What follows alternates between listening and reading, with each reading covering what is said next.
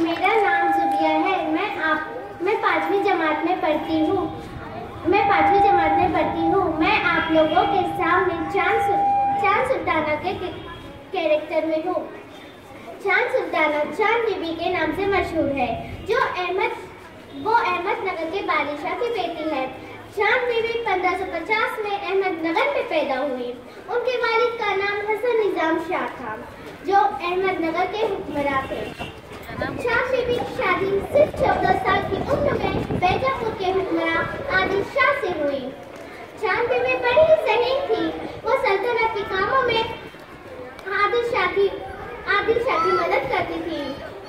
आदिल शाह के इंतकाल के बाद दिल्ली के शहंशाह अकबर के हमले पर चांद बीबी ने अहमदनगर में डटकर मुकाबला किया, मगर अपने ही लोगों की गद्दारी की वजह से वो मारी गई।